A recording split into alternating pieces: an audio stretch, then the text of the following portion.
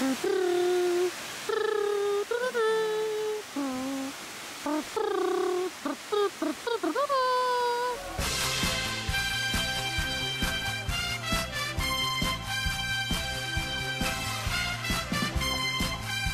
les truquistes! Petit vlog aujourd'hui pour vous parler du Star Wars qu'on a fait. C'était une petite vidéo qu'on voulait faire assez rapidement. Du coup, on est allé tourner dans une forêt. Ça a été le parcours du combattant pour y aller, puisque c'est au fond d'une cuve. Donc en fait, il faut descendre pendant bien une demi-heure. Et puis c'est bien à 45 degrés, je dirais, voire même plus parfois. C'est limite de l'escalade. En plus, du coup, il venait de pleuvoir, il y avait eu de la neige, c'était gadoueux comme pas possible, et on n'était pas équipés pour. En fait, la descente, ça allait, hein, c'était la remontée. La remontée, je pense qu'on a bien mis, enfin, en tout cas, moi, j'ai bien mis 45 minutes pour remonter. Voilà, hein, ça reprendra de pas faire de sport. Moi, j'ai fait ça en un quart d'heure. T'en regardais une série Netflix entière avant qu'il arrive au... Voilà, il s'est maté les 3 saisons de Narcos. Jour 4 de l'expédition. Nous n'avons toujours pas trouvé la sortie. J'entends la guinette Sandré, elle n'est pas loin. Jour 3700. Nous n'avons toujours pas trouvé la sortie. Il a des gueules. Je peux plus. Et quel aventurier, hein? Où est le McDo? Il doit bien y avoir un McDo dans cette forêt, il y en a partout.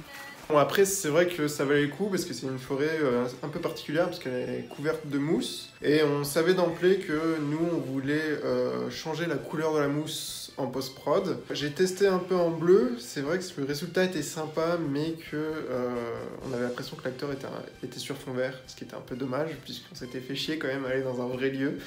Du coup, on a opté pour le rouge, qui faisait un peu plus naturel, et puis ça faisait un clin d'œil sympa au dernier Star Wars. Oui, on avait vu cette forêt dans un clip d'un collègue, et on avait trouvé le lieu très très cool.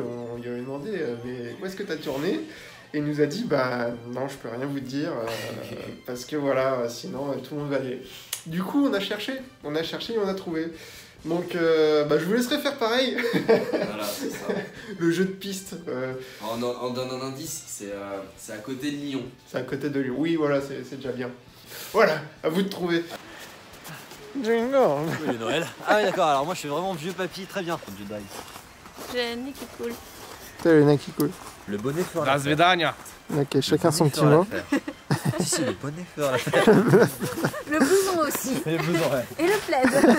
Qui a? Je crois que ma tête a été mise à prix. Ouais, on laisse tomber. En plus, t'as failli déviander. Ouais. Cristal.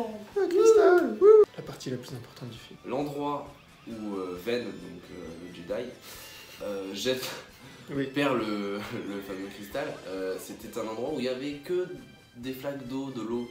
On a failli le perdre, au bout d'un moment, on a bien mis 5 minutes à le retrouver. Et là, on s'est dit merde. Vu qu'il est transparent, c'est un très très bon camouflage, quoi. Ouais. Voilà. Bim, le bras. Bim, les 2 bras. Ok, j'ai un souci de cristal que j'ai perdu bien trop tôt, je pense. Ok.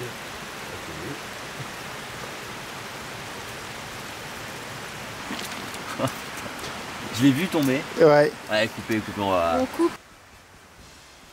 C'est froid par terre. Tu m'étonnes.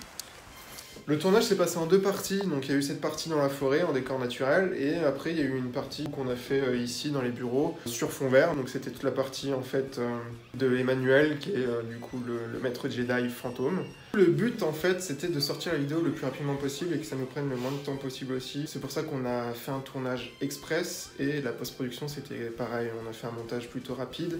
Et pour ce qui était des effets spéciaux, on a tout fait pour que ça soit le plus rapide possible. On a tout fait, tout ce qui était en 3D, on a fait sur les lampes 3D directement dans After Effects au lieu de passer par un logiciel extérieur comme Blender, que ce soit le vaisseau ou même le cristal. Il y a aussi certains effets qu'on avait prévus en fait lors du tournage qui on s'est rendu compte qu'en post-prod n'allaient pas marcher. Par exemple, à la base, le chasseur de primes, on voulait que sa tête soit découpée. Et en post-prod, on s'est rendu compte que c'était sans plus. On n'a pas finalisé cet effet-là.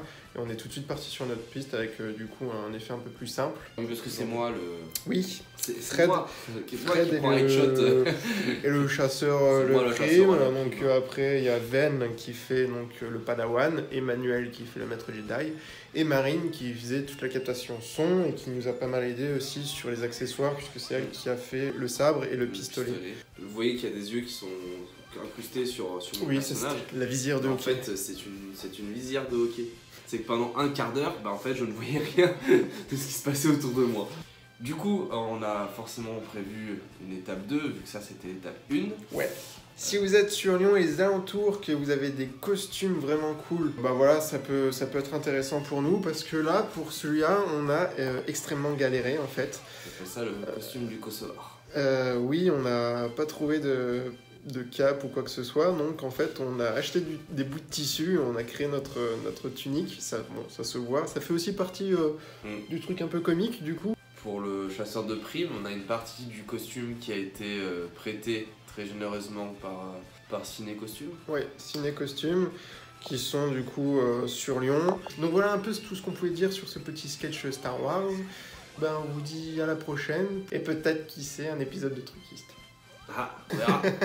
A plus. Allez, ciao.